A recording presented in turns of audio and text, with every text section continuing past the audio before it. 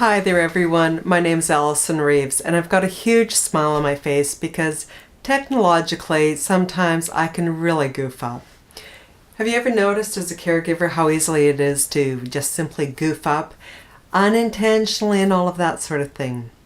Well, that's what's been happening for me, and so we're on the same side here. So what's going to happen in this brief 15-minute video is I'm going to give you a tool that I think is going to be really helpful.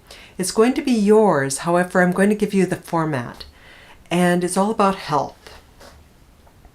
When I was early on diagnosed with MS, I could not comprehend how it was possible to be healthy while having a chronic physical illness.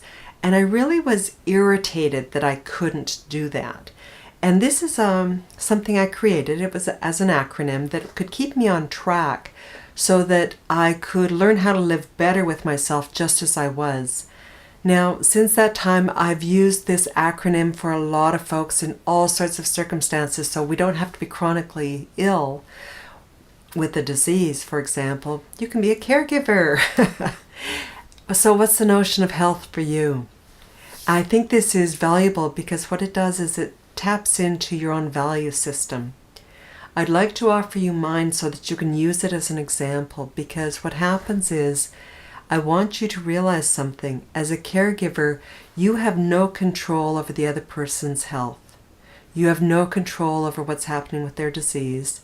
And one of the things that's happening as well is that you're continually in relationship with another person. For those of us who are caregivers, and I guess as a therapist I'd be considered a professional caregiver, what happens is it's very important to realize that our health is not dictated by another person's health. So we need to rather disconnect or untie or untwist what happens here. I find a really good example of this is for folks who are would think about doctors, like say an oncologist. Oncologist is always working with somebody with cancer. We can't have them being successful in their practice being dependent upon people living with the cancer and getting over it. Because guess what? There's a high mortality rate. There's a high disability rate. It's probably becoming even more common to have cancer. So how do we evaluate them being really good oncologists? What we do is we're actually looking at how they approach the disease, or how they approach people who have cancer. So as a caregiver, how you approach the person that you're caring for really helps you, and you can actually be extraordinarily robustly healthy while another person isn't. So it's to disentangle the idea that you go up and down with another person as they're going up and down with their disease. And Parkinson's is a nasty disease, as is MS, as is a lot of other diseases. So what I want you to do is simply come up with something that you're going to find to be a guiding force for you to keep on track, so that you know that you're actually doing something that's actually going to help you become more robust, more resilient, which is going to increase your well-being rather than the opposite.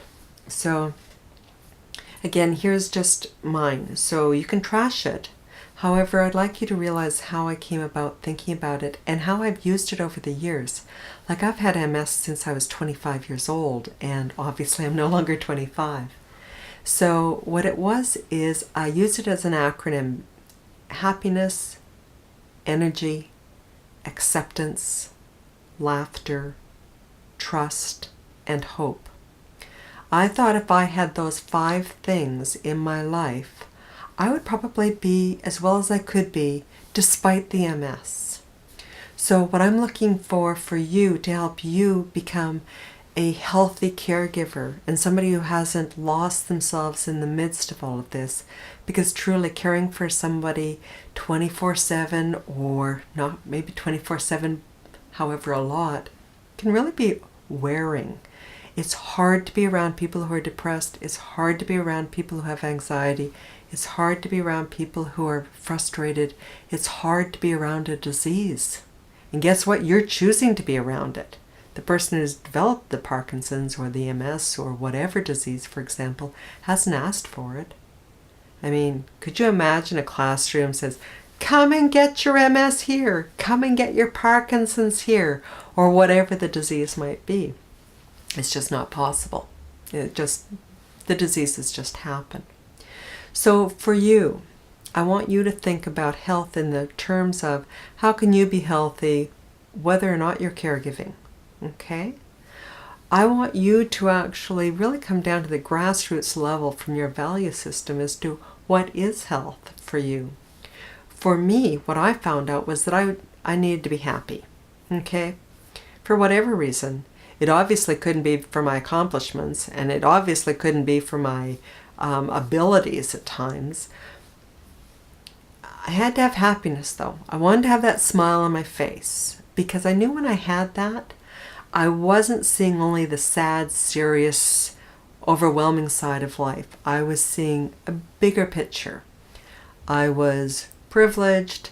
I was just simply having a delightful time. Now, for me personally, I'm a critter person. I have a menagerie. I love animals, and I cannot be unhappy if I'm seeing a kitten who's running after a butterfly, for example, or a puppy or something like that. I know that sounds trivial, but I gotta tell you something. It's really fascinating when we find out what gives us giggles and happiness inside. It might be something like America's Funniest Home Videos or whatever those shows are. I don't even know anymore. However, I want you to just think about it for a second. What makes you happy? And please don't have it out here as being happy. It can be simply an image or a memory.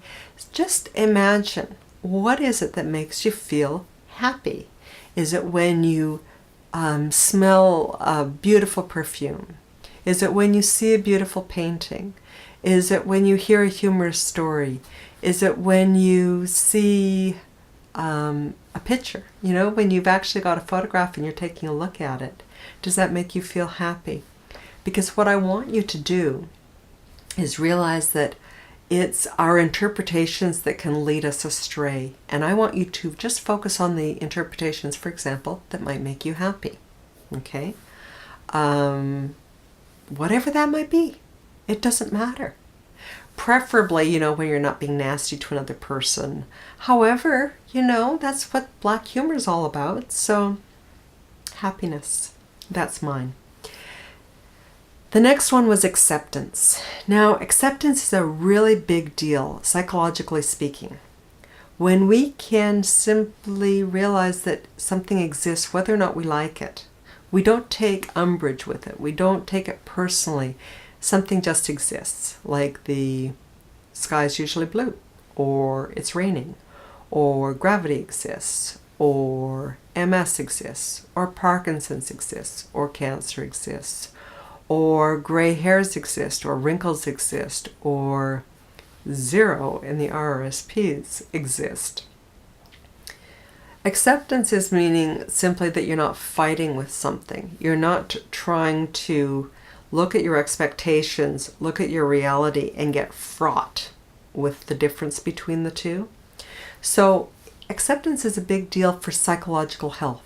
It doesn't mean you have to like something. It doesn't mean you have to even agree with it. What it does mean is that you acknowledge that it's simply there. So my third one for health, the acronym, was laughter.